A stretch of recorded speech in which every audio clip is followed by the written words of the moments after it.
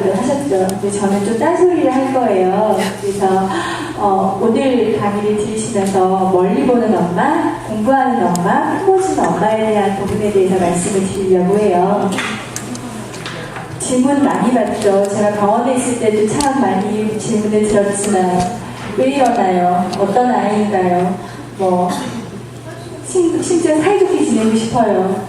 똑같이 해줘도 말을 안 듣네요. 왜 이렇게 산만해요? 혹시 문제 있는 거 아닐까요? 어떻게 하면 공부 더 잘할 수 있나요? 이렇게 많이 하시는데요. 관련해서 기질검사를 통해서 이 질문들의 해결의 시작을 하셨으면 좋겠어요.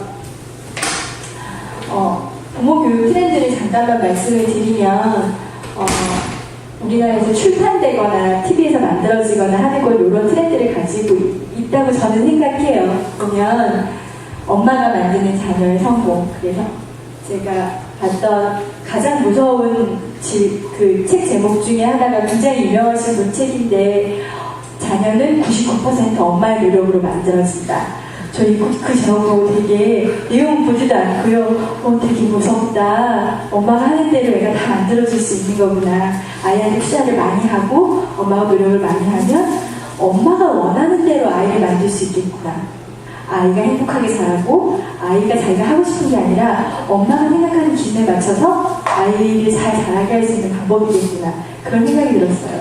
실제로 그 책 안에 있는 내용은 아이랑 잘 얘기를 해서 아이가 원하는 대로 자라게 해주는데 엄마가 99%의 노력을 했다라는 내용일지도 몰라요. 그런데 어쨌거나 그렇게 훅 땡기는 제목, 눈을 확 끌어당기고 내가 뭔가 더 노력하고 내가 더 뭔가 투자를 하면 아이가 확 달라져서 좋아질 것 같은 그런 식의 제목들이 많아요. 그리고 아이를 망치는 엄마의 교육 방식, 요게 큰 축을 이루고 있죠. 네. 이게 사실은 엄마가 만드는 자녀의 성공보다 이 부분이 사실은 조금 더 잘 팔리는 것 같아요. 실제로는 TV에 나와서 많이 말씀하시는 게 정신과 의사 선생님, 상담하시는 선생님들 이렇게 막 나와서 이제 말씀을 하시잖아요. 되게 친절하고 잘해줄 것 같으시죠? 실제로 진료를 받아보면요. 엄마가 이러니까 애가 저지경이 되지. 이렇게 얘기를 해요. 대학병원에 계시면서 정신과 갔는데 딱 5분 봐주면서 엄마가 이러니까 애가 저렇지. 딱 불안하지 마세요. 이렇게 하고 끝나버리는 편견들 꽤 많아요. 근데 이게 굉장히 정사가 나쁘다, 내지 무례하다, 뭘 알고 이게 아니라 엄마들은 내가 해줬던 거가 많다라는 생각보다는 내가 못해준 게 더 많고 내가 부족한 게 더 많다라는 생각을 많이 하게 되잖아요. 그러면 이제 펑펑펑 우는 거죠. 펑펑 울고 내가 뭘 잘못했고 그러면서 굉장한 병원의 충성 고객이 돼요. 그래서 이렇게 엄마들을 따끔하게 이렇게 막 약간 조지는 그런 게 잘 먹혀요. 이게 잘 먹혀요. 제가 상담을 하다가도 엄마들을 단시간에 혹하게 하는 방법 중에 하나는 엄마의 죄책감, 엄마가 뭔가 부족하다는 걸 막 자극을 하면 그게 정말 잘 먹혀요. 그래서 출판 시장에서도 이게 참 잘 되죠. 그 다음에 공부를 잘하게 하는 육아과학이나 행복한 아이, 요거는 주로 EBS에서 만드는 다큐멘터리에 관한 것들이 많아요. 네, 제가 지금 표현하는 걸로 보셔서 아시겠지만 저는 주로 요 계열에 속하는 사람입니다. 네, 우리가 이것들 다 그 많은 출판시장이 내지는 그 많은 다큐멘터리들이 그 많은 교수들이 연구를 하는 것 중에 하나가 우리 아이를 잘 이해해서 아이가 잘 자랄 수 있게 해주겠다는 목적하에 이렇게 많은 방향성들을 가지고 이제 연구들이 이루어지고 많은 책들이 나오고 있죠. 그래서 오늘은 저희가 이 부분에 대해서 말씀을 드릴 거고요. 제가 외국에서 살 때 버스 같은 데 붙어있는 공익광고 캠페인 같은 게 있었어요. 아직도 기억에 남는데 They becomes without manual 이라는 얘기였는데 애가 매뉴얼이 없이 오는 거예요. 애가 또 떨어졌는데 모르겠는 거죠. 얘 스위치를 어떻게 켜고 어떻게 조정을 해야지 얘가 내가 원하는 대로 잘 움직일지 내지는 이 아이의 컴퓨터를 치자면 이 컴퓨터의 기능이 손상되지 않으면서 내가 원하는 아웃풋을 얻을 수 있는지 예, 이런 거에 대해서 아이에 대해서 모르니까 부모 교육을 받아라라는 거였어요. 커뮤니티 센터나 이런 데서 하니까 받아라라는 그런 내용들이었어요. 그래서 기질 검사가 일종의 매뉴얼의 단초가 될 수 있는 검사였으면 합니다. 또 하나 제가 다니면서 짚어드리고 넘어가는 것 중에 하나가 어머니들이 지금 이렇게 육아에 많은 돈을 쓰시고 계시는 이유, 많은 투자를 하고 이렇게 거의 여기 몰입을 하고 계시잖아요. 거의 집안이 거의 아이들을 위해서 거의 돌아가고 있잖아요. 그 이유 중에 하나가 아이 잘 자라라고 하는 거죠. 근데 이게 약간 주객이 전도가 된다라는 느낌이 드는 것이 아이가 잘 자란다, 내가 얘를 잘 키웠다라는 것에 대한 기준점들이 다 다른데 대한민국에서 주로 성취 관련된 것들로 점수를 많이 매기죠. 그래서 엄마들이 이제 얘기를 하실 때 가장 두려워하는 것 중에 하나가 아이가 하는 행동이, 아이가 학교에서 받아오는 점수가 저에 대한 성적표 같아요 라는 거예요. 그래서 조금 무리가 된다는 걸 알면서도 좀 아이를 밀어붙일 수도 있고, 이 방향이 아닌 것 같은데 생각하면서도 옆에서 뭐라고 하고 그게 다른 아이한테 효과가 있었다고 하면 그쪽으로 가게 되는 거죠. 네. 근데 그 엄마들이 자기의 성적표에 대해서 수음이한가를 가장 먼저 받게 되는 때가 요즘에는 조금 더 기준이 달라져서 국제고중학교 뭐 이렇게 됐을 수도 있어요. 좀 기준이 달라져서 특목고가 됐을 수도 있어요. 근데 결국에 엄마들이, 대부분의 엄마들이 공식적으로 꽝꽝꽝, 내지는 대부분의 그 시어머니, 시아버지가, 내지는 남편이, 내지는 친정엄마, 아빠가 그래 너 애 참 수고했다, 잘했다 라고 꽝꽝꽝 도장 찍어주는 데가 대입이죠. 대입 경향이, 대입 대학 입시에 얘가 어느 대학을 갔느냐, 무슨 과를 갔느냐에 따라서 이게 확 엄마가 그 성적표를 딱 갖게 되는 거죠. 옛날에는 학력고사 봤어요. 93년도까지 학력고사 봤죠. 이거는 어떤 거였죠? 영어 사전 외우고 나서 그 사전 씹어먹던 시절이었어요. 많이 외우면 돼요. 교과서 토시 하나도 안 틀리고 다 외우면 잘 볼 수 있었어요. 그 다음에 나온 게 수학 능력 시험이었죠.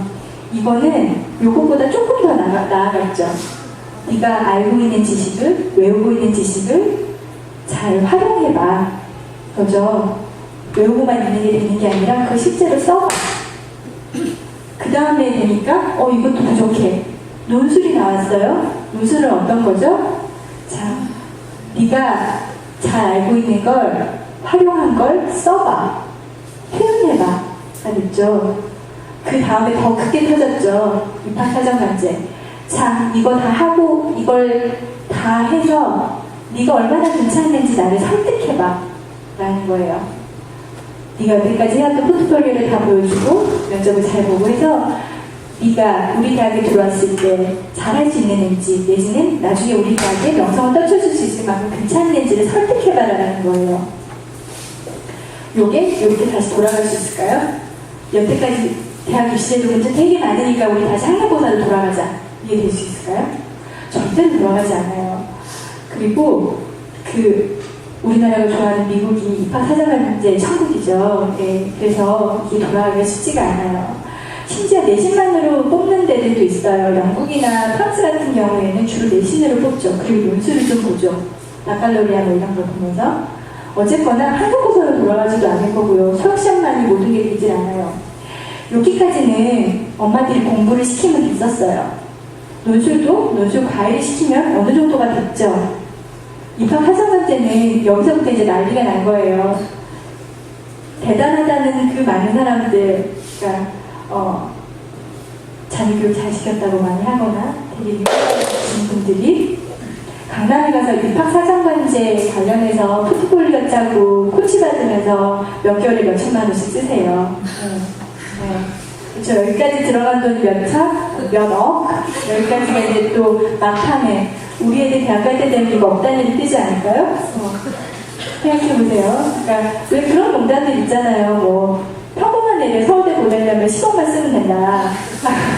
10억 그까지 뭐 쓰면 되지. 뭐 이렇게 되는 거죠.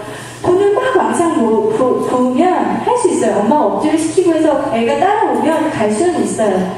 근데 그러고 나서 대학 가서 그 다음에 그 다음으로 생각을 하셔야죠. 멀리 보셔야 돼요. 당장 우리 아들이 초등학교에 가서 몇 점 받았느냐, 국제중학교를 가느냐 안 가느냐, 특목고를 가느냐 안 가느냐, 좋은 대학을 가느냐 마느냐가 나중에 뭐 하기 위한 거예요? 잘 먹고 잘 살려고 하는 거죠. 그러니까 뭐 좋은 직업을 얻고 자기가 좋아하는 일을 하면서 우리가 이렇게 투자를 하는 이유 중에 하나는 나중에 어느 순간이 됐을 때 아이에게 많은 선택을 할 수 있게 해주기 위해서인 거예요. 얘가 나중에 우리가 지금 영어를 열심히 가르치는 이유도 지금은 아이가 싫어하더라도 나중에 얘가 진짜 영어 점수가 필요한 때가 됐을 때 얘가 엄마가 너무 시켜준 게 없어서 너무 해놓은 게 없어가지고 너무 막막하지 않게 해주기 위해서 나중에 직업을 고를 때 자기 학벌이 너무 모자라거나 자기가 너무 해온 게 없어가지고 부족하지 않게끔 해주려고 하는 거잖아요. 그래서 이 입시의 경향이 변해가면서 아이들의 자발성이 굉장히 중요해졌어요. 목표, 방향성이 굉장히 중요해졌어요. 저는 전교에서 1등을 했고요. 이런 봉사활동을 했고요. 전 이렇게 잘났어요. 근데 입학사정관이 딱 한마디 물어보죠. 근데 너 뭐 하려고 이렇게 했니? 너 나중에 뭐 되고 싶니? 준비해가지고 들어갈 수는 있어요. 근데 애가 자기가 뭘 원하는지 몰라요. 자기가 뭐 맞는지 몰라요. 엄마가 시키는 대로 살았죠. 학교에서 하라는 대로 살았어요. 아이들이 가장 억울해하는 것 중에, 공부 잘하는 아이들이 가장 억울해하는 것 중에 하나가 그거예요. 나는 엄마가 시키는 대로도 잘 살았고 학교에서 시키는 대로도 잘 자라왔는데 내가 명문대를 나왔는데 나오니까 취직할 데가 없어. 또 엄마 아빠가 뺏어줘야 돼. 또 어디 갔다 와야 돼. 이게 아니면 안 되는 거예요. 그러니까 자기가 뭔가를 하고 싶어서 막 이렇게 달려온 아이들은 저 상황이 됐을 때 대안을 찾죠. 그 목표를 찾아서 돌아갈 줄도 알게 되고. 근데 시키는 대로만 쭉 따라온 아이들은 몰라요. 여태까지 자기 인생에서 주요한 판단을 한 번도 자기가 내려본 적이 없거든요. 네. 그래서 아이들의 자발성이 중요해지고 이 자발성의 시작은 아이들이 어떤 아이들이냐를 위해서부터 시작이 되겠죠. 그래서 뻔한 얘기예요. 우리가 적성 찾으려고 아이들이 뭐 되고 싶은지 찾으려고 학습에 대한 거, 동기에 대한 거, 흥미에 대한 거, 경험, 인지능력, 가치관 이런 걸 다 검사하고 다 연구하고 난리를 치죠. 그리고 그 중간에 기질이랑 성격이 있고요.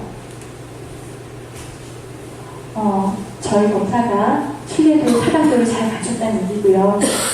시간이 많지 않으니까 빨리 진행을 할게요. 신뢰도와 타당도는 그래서 이거를 다 갖춰서 논문 쓰려고 하는 거예요. 과학적으로 증명이 가능하냐. 그러니까 심리검사를 하는 게 애 앉혀놓고 1시간 들여다보는 거, 내 관상 보고 있는 것보다 더 나은 이유에 대해서 알려주기 위해서 논문을 쓰죠. 그래서 학회에 보고를 하느냐. 학회에 보고를 하기 위해서는 이 검사가 어떻게 만들어졌는지, 다른 검사에 비교해서 어떤지, 뭐 이런 것들에 대해서 구조나 이런 것들에서 쫙 열거를 해요. 몇 명 검사했는지, 어떤 결과가 나왔는지, 뭐 통계적으로는 어떻게 했는지까지 다 해야 돼요. 그렇게 해서 그런 것들을 하고 있고요. 그래서 어디 가서 심리검사를 받으시거나 정성검사 받으실 때 이런 것들이 충족이 된 검사들을 받으세요. 제가 막 여기저기 다니면서 얘기하는데 지문 적성검사라는 게 있더라고요. 지문. 그 목동 엄마들한테 들었어요. 원래 30만원짜리인데 엄마 10명 모아주면 10만원씩 해준다고. 그래가지고 또 다 모여가지고 또 해요. 또 모여가지고 엄마 10명 있으니 다 완전 나이 같죠. 네. 유전자랑 막 발견있다고 이렇게 얘기하거나 그러는데 저 그래서 그거 받아봤어요. 그거가 엄마들한테만 하는 게 아니라 취업 박람회 같은 데도 와요. 저희는 이제 그 대학생들 대상으로도 많이 하는 게 있어서 이제 취업 박람회 가면 그 검사 분수가 있어서 저도 질문 몇 개 해봤거든요. 저는 기관사가 되는 게 좋을 것 같아요. 기관사. 이 나이에 철도공사에 다시 들어가야 되나 이러면서 이번 주 5월 14일에 철도공사 공채가 있고 제가 그거를 또 관여를 하고 있죠. 네, 저는 특제로 뽑아달라고 그럴까봐요. 네. 검사에 대한 오해를 잠깐만 말씀을 드리면 지능검사, 성격검사가 있어요.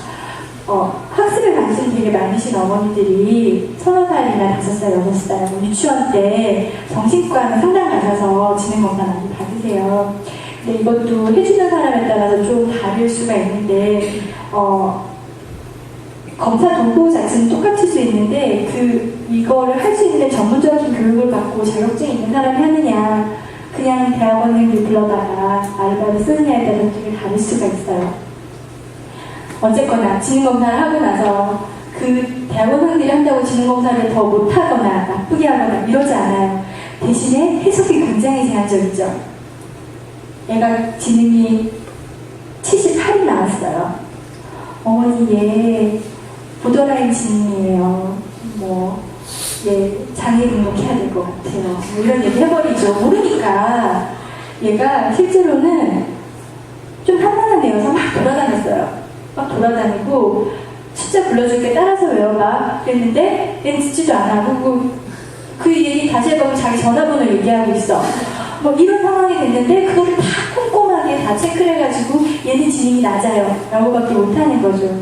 정황을 잘 봤으면 얘 지능은 현재 78이 나왔는데 이 아이의 검사 수검 태도를 봤을 때 어머니의 보고를 고려를 했을 때 이 아이의 지능이 지금 언더에스티메이트 되어 있을 가능성이 높고 이런 것들에 영향을 받지 않는 요런 검사를 봤을 때 잠재 지능은 어느 정도 될 수가 있겠습니다 라고 얘기해 줄 수 있는 사람한테 받아야 되죠. 네.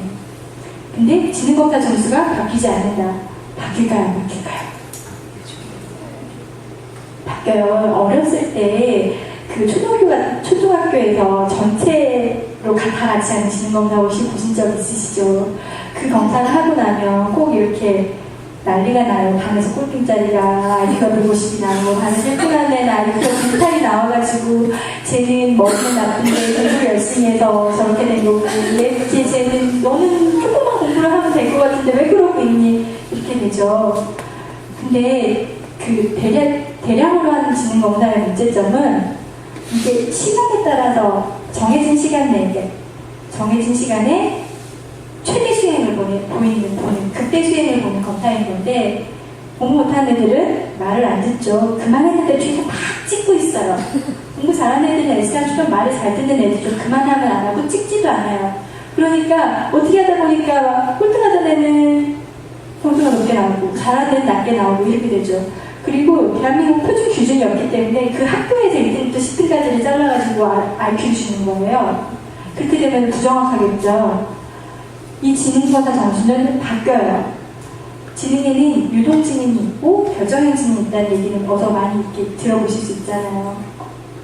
유동형 지능은 잘 바뀌지 않아요. 타고난 게 되게 많고 왜 내고 조립하는 거 잘하는 애가 있고 영어 단어 잘하는 애가 있잖아요. 결정형 지능은 영어 단어 외우거나 책 많이 보거나 뭐 공부 많이 하거나 이러면은 막 이렇게 올라가요. 탄탄하게 쌓아 올라갈 수 있어요. 유동형 지능은 잘 바뀌지가 않아요. 꾸준하게 해오지 않으면. 그래서 공부 열심히 하는 애들 나중에 지능검사 높게 나와요. 그리고 공부 열심히 하면 요즘은 공부를 열심히 한다는 한국에서 공부를 열심히 한다는 얘기는 주로 학습 태도가 굉장히 좋다는 얘기이기 때문에 검사도 제대로 받을 가능성이 되게 높고 바뀌어요. 공부 열심히 한다고 좋아지지 않는다? 좋아져요.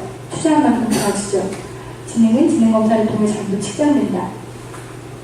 사람을 인생을 지능검사만으로 설명을 다 할 수 없죠. 인생을 왜 사라장이나 이런 사람들이 지능검사하면 굉장히 높게 나올까요? 아니지만 음악적인 지능이 뛰어나신 분들이죠. 여기서 말하는 지능은 정말 학습에 필요한 것과 관련된 지능들이에요. 그래서 그런 한계가 있고요. 공부 열심히 한다고 좋아지고요. 점수 바뀌어요. 근데 진짜 10억을 드리면 IQ 100짜리가 150이 될 수가 있을까요? 그렇지는 않아요. IQ 같은 거는 타고나는 경향이 있어요. 이 아이의 IQ는 딱 태어났을 때 IQ 100에서 120, 요 사이에 왔다 갔다 할 수 있어요. 아무 투자도 안 하고 방치하고 그냥 그렇게 잘하면 100인 거예요. 엄마가 투자를 많이 하고 아이한테 많은 자극을 주고 많이 하게 되면 120이 될 수 있어요.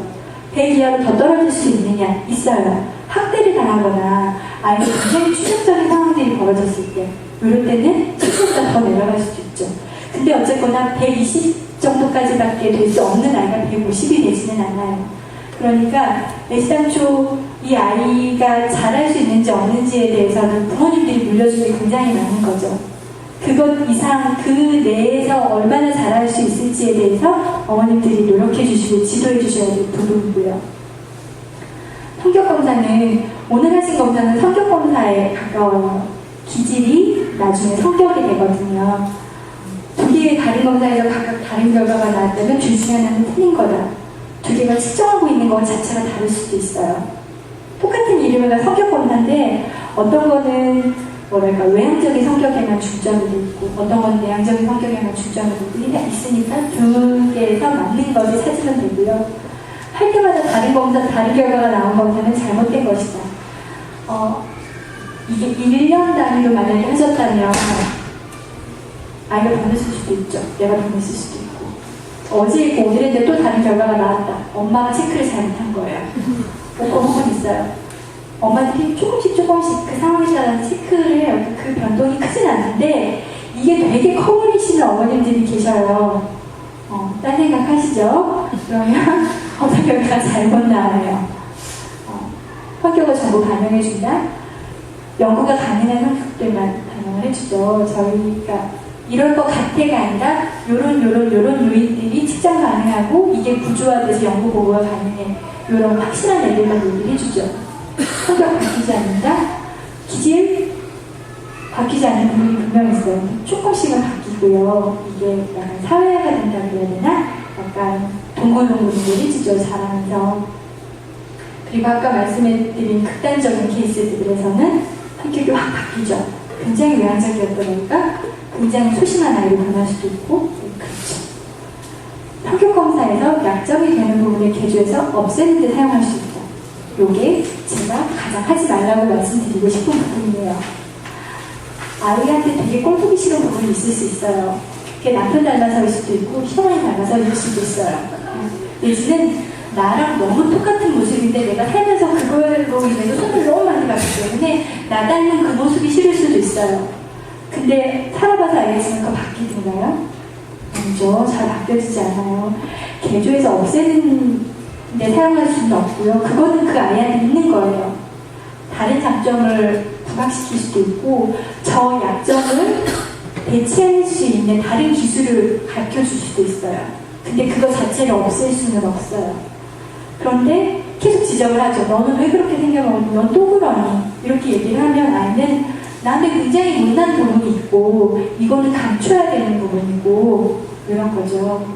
그런데 낭만적으로 사랑과 감기는 감출 수가 없잖아요. 성격에서 못난 부분 잘 감춰져요. 이게 사람이 생긴 대로 사는 거기 때문에 안 감춰져요. 감추려고 하면 어떻게 될까요? 그게 바로 컴플렉스가 되는 거예요. 인생에 가면서 내 인생의 발목을 하는 가장 큰 약점 중에 하나가 될 수 있는 거죠. 기질 검사를 하셨으니까 기질 검사를 하시고 이 강의를 들으시는 이유가 시선을 넓히기 위해서예요. 좀 더 많이 알면 아이에 대해서 좀 더 다각적으로 판단을 할 수 있으니까. 어머님들이 가지고 있는 기질이나 성격에 대한 분류는 보통 세 가지예요. 순한 애, 까다로운 애, 느린 애. 네, 간단해요. 우리는 순해, 우리는 까다로워, 우리는 좀 느린 것 같아. 이렇게 되죠. 80% 정도가 순하대요. 그래서 뭐 아이 키우는 게 재밌고 때도 별로 안 쓰고 막 그렇게 되죠. 까다로운 아이는 10% 정도가 까다로운 아이인데 뭐 부모님이 되게 힘들죠. 느린 애들은 얘네 발달장애 아니야? 뭐 이렇게 얘 좀 느린 거 아니야? 머리가 나쁜 거 아니야? 막 이렇게 생각을 하시게 돼요. 그런데 나머지 45%의 아이들이 어디도 속하지 않는 아이들이에요. 그러면 애들 100명이 있으면 50명에 대해서는 딱 예측을 해줄 수 있고 나머지 50%에 대해서는 예측을 못 해주는 그런 구분인 거죠. 그럼 굉장히 헐거운 부분이 되잖아요. 작은 고기들은 다 잡을 수 없는 거죠. 그러니까 오늘 들으신 강의와 기질검사를 사용해서 좀 더 촘촘하게 만들어주시면 좋을 것 같아요. 기질이 나중에 성격이 돼요. 타고날 때부터 결정이 돼 있어요. 뭐 유수한 유전율을 보이고 안정적이고 유수한 교인을 가지고 뭐 등등등해요. 제가 말씀드리고 싶은 건 그 성격과 기질이 있는데 성격은 나중에 사회화가 된 부분이고요. 기질이 바탕으로 돼요. 기질이 그 그냥 만들어진 게 아니라 팬의 환경이나 유전에 많이 영향을 받는다고 해요. 그래서 저희 검사를 쓰시는 데들 중에 하나가 그 소아과에서 왜 교통사고가 나거나 뇌 수술을 해야 되는 아이들 있잖아요. 그 아이들 검사하고 나서 이제 수술하기 전에 엄마한테 검사 시켜놓고 한 6개월이나 1년쯤 후에 이렇게 팔로우업하러 병원 왔을 때 이걸 또 시켜보기도 해요. 뇌구조가 달라지나요? 아니죠. 뇌 수술 같은 걸 하게 되면 사람이 똑같은 아이였는데 갑자기 막 얘가 예민해졌다거나 이런 애가 아니었는데 굉장히 활발해졌다거나 변화가 생기잖아요. 그런 기질적인 변화가 생길 수가 있기 때문에 이제 확인을 하는 거고요. 그래서 이 기질은 주로 우리가 하중이랑 똑같다고 하는 이 뒤쪽에 있는 변형계 관련해서 시작이 돼요. 그래서 접근을 할 건지 도망을 갈 건지 이런 부분이 뇌구조 내지는 뇌의 영향하고도 관련이 있죠. 그래서 굉장히 여러 가지 이제 이론적인 배경을 가지고 하죠. 뇌구조랑 관련된다고 하니까 사실 이거 쉽게 변할 것 같지 않죠. 뇌를 열어서 어떻게 할 것도 아니고 잘 변하지 않아요. 계속 변하지 않는다고 제가 말씀을 드리고 있죠. 개조할 수 없어요. 나중에 그거 관련해서 어머님들이 더 보완책을 마련해 주실 수 있을지언정 안 변해요. 더 나아질 수 있지만 안 변해요. 어머님들이 막 이렇게 어떻게 한다면 변할 수 있는 부분이 아니에요. 저희 그 기질검사는 생후 6개월부터 영아 전기, 후기, 유아기, 초중저학년, 고학년 이렇게 되고요. 보통 이 시기 시작할 때나 끝날 때 한 번쯤 해보시라고 이제 권유를 드리고요. 지금 유아기에 해당되는 아이들이 지금 한 거죠. 그러니까 이게 연령대가 다 다른 이유가 똑같은 기질이 발현되는 게 되게 달라요. 어머님들이 느끼시기에 내지는 바깥으로 행동으로 나타나는 것들이 조금씩 달라지죠. 짐승에서 사람으로 변화가 있잖아요. 그죠? 요 시기가 또 넘어가잖아요. 다시 짐승이 돼요. 북한이 왜 남한에 묻혀 들어오는 줄 아세요? 중학생 미성년자예요. 세상에 미성년 중학생이래요. 그래서 중학교 남자애들은 거의 짐승에 가깝다고 네, 그런 시기들이 다시 다가오고 있습니다. 이 5가지 요인으로 있어요. 접근, 철회, 조절, 감수성, 개방성. 제가 중점적으로 설명을 드린 부분은 접근이랑 철회에 해당되는 부분들이에요. 그리고 나머지들은 조금 가볍게 설명을 드리고 넘어갈 거예요. 접근은 외부 자극에 활발하게 반응하고 다가가는 외향적 성향. 한마디로 원하는 거 보면 원하는 거 잡는 성향이에요. 우와, 저 불이 타오르고 있어. 신기하다. 뻗어서 잡죠. 화상 있죠. 이런 아이들이 접근 기질에 해당되는 애들이에요. 철회는 엄마가 신경 먹고 나서 촛불 켜놓으면 불 낼 것 같아 무서워 불 꺼주세요 이렇게 하는 애들, 위험성에 굉장히 예민하게 반응하는 애들. 조절. 엄마 이제 냄새가 없어진 것 같은데 내가 촛불 끄면 안 될까? 라고 얘기하는 애들. 상황 파악을 다 하고 조절을 다 하고 또래보다 성숙한 아이들. 감수성. 엄마 우리 촛불 켜놓고 옛날 이야기 하자. 불 끄고 하는 그런 아이들. 경험 개방성. 촛불을 여러 개 모아놓고 이 촛불을 다 모으면 더 커질까 하고 실험하고 있는 애들. 네, 이런 특성들이 있는 거죠. 접근은 뭐 긍정적 자극, 강한 자극 선호하고요. 활동 수준도 높아요. 긍정적 정서가 높죠. 이것들이 충족이 안 됐을 때 좌절감도 굉장히 강력하게 표현을 해요. 그래서 접근 기질이 강한 아이들의 부모님들이 하시는 말씀을 주로 산만해요. 실수가 많아요. 뭐든지 이기려고 해요. 그래서 규칙 같은 거 잘 안 지켜요. 생활 습관이 안 됐어요. 자꾸 다쳐요. 학습에 관심이 없어요. 네, 뭐 이런 식의 하죠. 뭐 실제로 어떤 어머님이 하신 말씀 중에 하나가 우리 아들은 응급실 VIP예요. 이 아이는 질병보다 상해에서 전문 용어를 쓰시면 상해에